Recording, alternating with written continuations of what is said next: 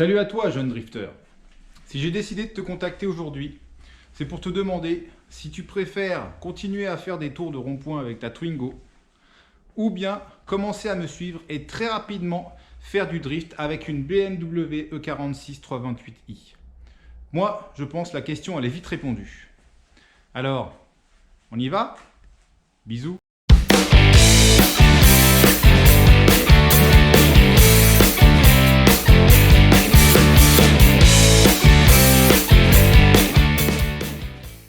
On se retrouve aujourd'hui pour une nouvelle vidéo pour vous présenter notre nouveau véhicule, une BMW donc E46 328i que nous avons acheté à deux avec Dylan qui fait partie de l'équipe et qui me suit également sur le championnat. Voilà, on l'a acheté à deux, donc lui il commence le drift et puis moi j'avais besoin d'une voiture d'entraînement pour les battles et pour pouvoir rouler sans être obligé d'utiliser la voiture de compétition. Donc je vous fais cette vidéo parce que quand j'ai voulu acheter cette BMW, je me suis un peu renseigné sur internet, sur YouTube, et j'ai pas vu grand chose sur la prépa d'une E46. Alors c'est pas la voiture la plus simple à modifier pour le drift. Évidemment une E30, une E36 c'est beaucoup plus simple. Donc je vais essayer de vous énumérer quelques points je pense essentiels et des pièges à éviter. Prépare cette voiture qu'avec des pièces premier prix. Donc des pièces chinoises évidemment, et puis on verra ce que ça donne. Donc pour l'instant un volant, un frein à main ici, donc qui est passé à travers la console, on a gardé la console d'origine, un levier de vitesse short shifter ici. Donc là rien de très compliqué, bon vous voyez c'est assez, il y a un petit truc de compliqué, c'est pas facile d'implanter le frein à main sur le E46 en gardant la console et tout. Moi j'ai voulu le mettre ici à côté du volant, donc c'est pas simple de faire la platine, mais bon après ça se fait.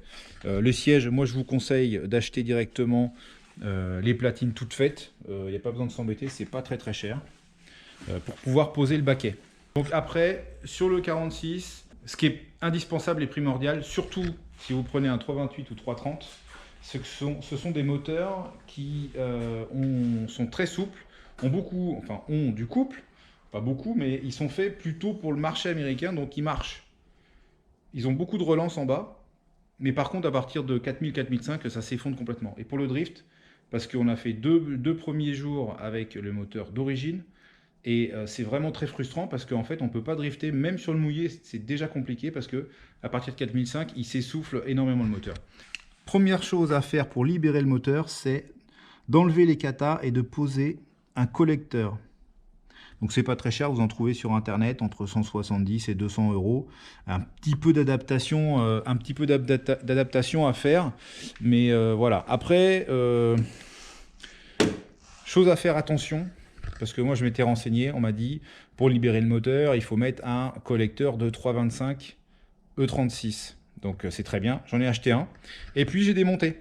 Sauf que ça ne va pas en lieu et place, mais pas du tout. Il y a beaucoup de modifs à faire, notamment, vous voyez, ici, là en bas, il y a des trous. Je ne sais pas à quoi ça sert d'origine, mais qui sont reliés. Ça est relié dans la chambre. Vous voyez, ça c'est la pipe d'admission d'origine. Et ces trous, ils vont là. Et ça, c'est de l'admission. Sauf que sur la pipe du E36 325i, il n'y a pas ces trous-là. Les admissions sont beaucoup plus grandes, mais il n'y a pas ces trous. Donc, ce que je vais faire, j'espère que ça va marcher, je vous le dirai. Je vais créer des petits pions que je vais enfoncer en force là-dedans pour boucher ces trous-là. Et vous voyez, j'ai commencé à faire un petit gabarit. Bon, pour l'instant, c'est en papier, mais après, ce sera en alu. Un petit gabarit ici pour pouvoir agrandir les entrées pour que ça corresponde bien au collecteur de 325i.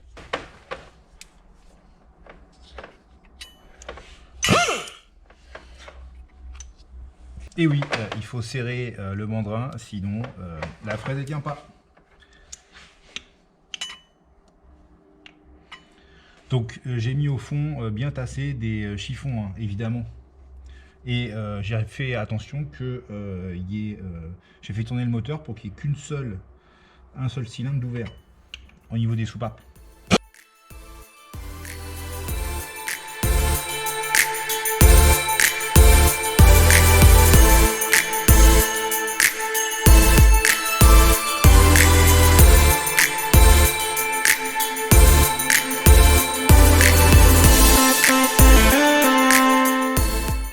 l'appartement est terminé. Maintenant, on passe à la finition avec une petite fraise avec du papier à de la toile émerie collé dessus. C'est parti!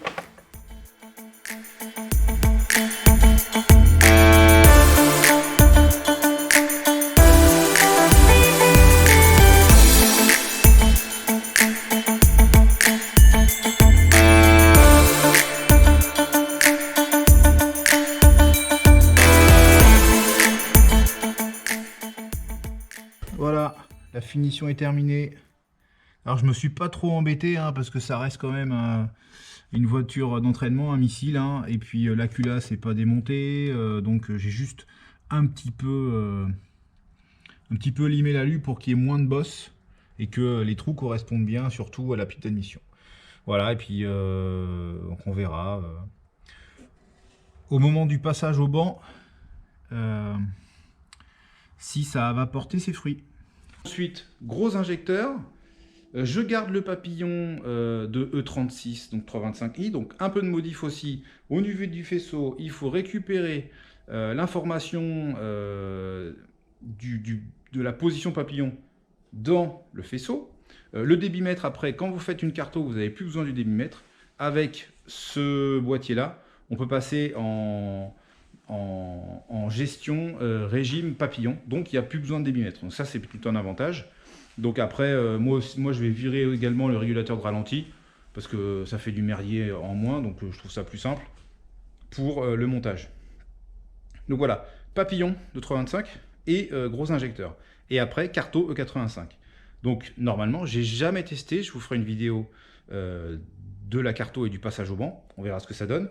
Jamais testé sur ce moteur, j'espère que ça va le libérer et que vraiment, par rapport à tout ce que disent les gens sur internet, que ça va faire un moteur qui est un peu rageur quoi, et qui est sympa à rouler en drift. Parce que sinon c'est vraiment très très chiant. Chose importante je pense à faire sur la E46, c'est ici.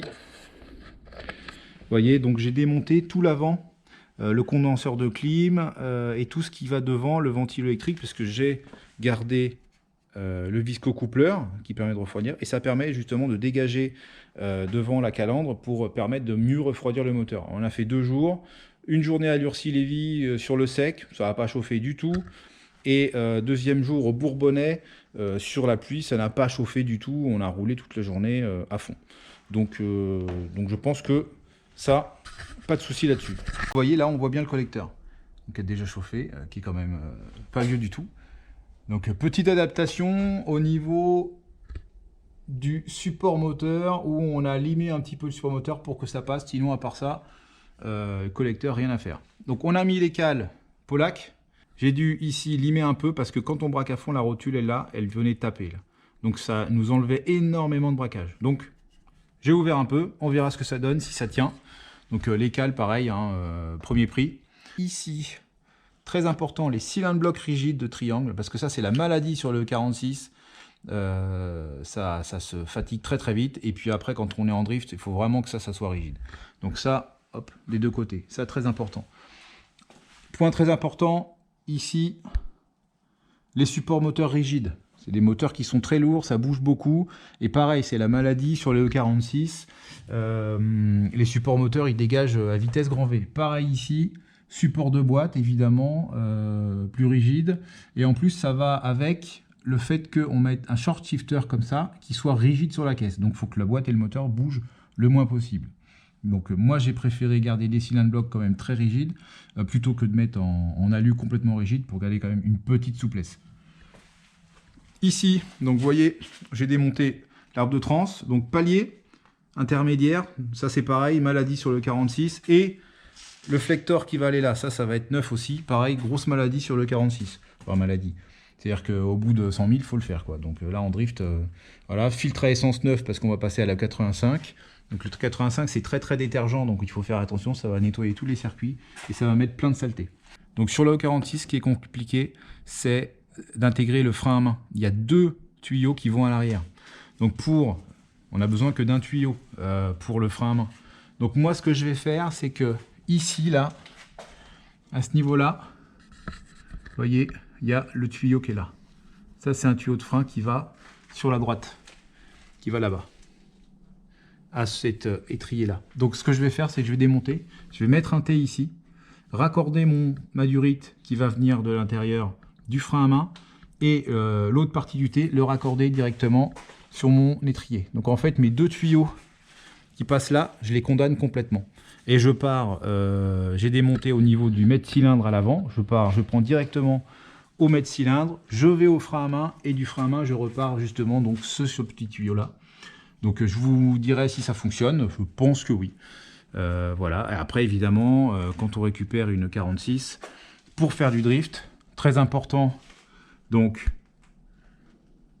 les renforts de train arrière, parce que ça c'est une grosse maladie sur les 46, ça se découpe à ce niveau-là, sur les supports ici et là, de berceau. Donc voilà, donc, et puis souder le pont. Alors moi ce que je vous conseille sur le berceau, pour le berceau arrière, c'est que si vous devez le démonter pour faire les renforts, faites tout en même temps. C'est-à-dire, faites tous les cylindres blocs rigides, faites la soudure justement des plaques de renfort. Il y a plein de vendeurs qui les font. Il y a Drift Shop, il y a Seal 6, il y a Swapland, il y a... Vous tapez sur internet, il y en a plein qui les proposent. SCP Shop, désolé pour ceux que j'oublie, mais il y en a beaucoup qui le proposent. Faites tout en même temps parce que une fois que c'est démonté, il faut le faire. Par exemple, moi ce que j'ai voulu faire ici, vous voyez, il y a les barres de réglage de carrossage. Je voulais les changer pour pouvoir régler plus le carrossage et mettre moins de carrossage pour que le pneu travaille bien à plat. Le problème c'est que j'ai commencé à dévisser. J'ai commencé à dévisser cette vis là, qui est là, et le problème c'est qu'elle ne sort pas. C'est-à-dire qu'on a des vis, mais après elle vient taper dans le pont. Donc on ne peut pas enlever le bras. Et pareil évidemment de l'autre côté. Donc on ne peut pas changer les bras. Donc il faut au moins tomber minimum le pont pour dégager la vis. Donc je vous conseille, si vous faites tout d'un coup. Bon évidemment c'est un budget, parce qu'il faut les cylindres blocs, parce qu'il faut tout ça. Je ne sais pas encore parce que je ne l'ai pas fait. Moi quand j'ai acheté la voiture, le pont était soudé, c'est pour ça que je l'ai acheté. Et le renfort des trains arrière était fait. Donc je me suis dit, bon bah ça c'est déjà fait, au moins ça sera bien. Voilà, après très important également, surtout si vous faites une Carto 85, moi j'ai pris une pompe à essence neuve, Valbro gros débit, pour pallier justement à la surconsommation due à l'E85 et aussi à la reprog. Voilà un petit peu la prépa de la E46. L'autre grosse étape plus tard, dans le futur, ce sera des combinés filetés dignes de ce nom qui fonctionnent, parce que là pour l'instant à l'avant c'est des vieilles merdes et à l'arrière c'est encore pire. Donc c'est affreux. Maintenant pour drifter sur le mouillé, ça se débrouille. Pour s'entraîner, ça se débrouille. Pour débuter, ça se débrouille. Mais très rapidement, ça va être compliqué. Donc on va partir sur, on ne sait pas encore, soit des D2, soit des CK.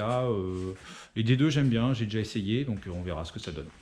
Alors évidemment, après le collecteur, très important également, la ligne d'échappement qui va avec. Donc vous voyez, là, bon, là, nous on est passé en une sortie, voyez, et donc les katas sont enlevés, et une ligne, il y a 3 silencieux pour éviter que ça fasse du bruit, parce que maintenant, depuis longtemps déjà, sur les circuits, surtout sur les trainings, il ne faut pas faire de bruit du tout, donc on a mis 3 silencieux, et on est pas mal, on est à 92 avec cette ligne-là. Donc c'est très raisonnable. Donc très important également la ligne pour libérer le moteur. Voilà, une fois que vous avez fait tout ça sur une E46, 328 ou 330, logiquement vous êtes pas mal. L'évolution, c'est l'allègement surtout et kit grand angle à l'avant parce que c'est peut-être un peu limite avec les cales. On verra au prochain roulage parce qu'on n'a pas encore roulé avec les cales.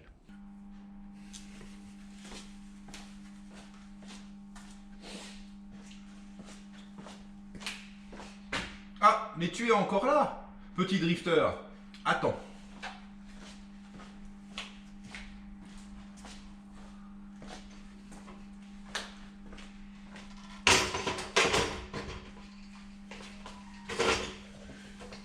Donc j'espère qu'au cours de cette vidéo, tu en as profité pour mettre en vente, jeune drifter, ta Twingo et enfin t'acheter une vraie bagnole et envoyer du bois. Alors voilà, c'est la fin de la vidéo. Si tu es encore là, j'espère que ça t'a plu. J'espère surtout que ce que j'ai expliqué, ou en tout cas tenté d'expliquer, ça peut te servir pour la préparation d'une 46 ou d'une autre voiture. Je ne connais pas tout, évidemment. S'il y a des gens qui regardent la vidéo et qui connaissent la préparation d'une 46 pour le drift et qu'ils ont des conseils, n'hésitez pas à me laisser un commentaire, nous laisser un commentaire. Ça nous sera très très utile. Si la vidéo t'a plu ou pas, eh ben, laisse un commentaire. Surtout, abonne-toi, partage la vidéo. Pour nous, c'est très précieux, car ça nous permet de pouvoir avoir du poids et d'aller chercher des petits budgets. Moi et l'équipe, le team, plein de projets, d'aller au SEMA Show, d'aller au Formula Drift, de faire un road trip au Japon.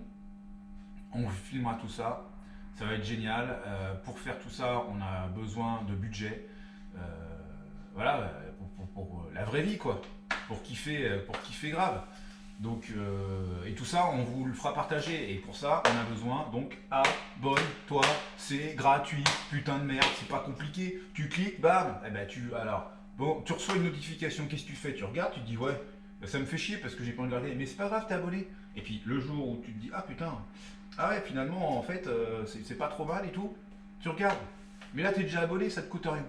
Deuxième vidéo, donc j'espère dans pas longtemps.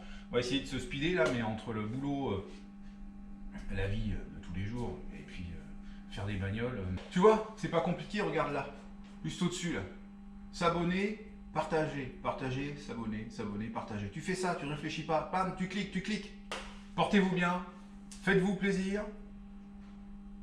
Kiffez la vie, et puis bah, prenez soin de vous, et puis à plus.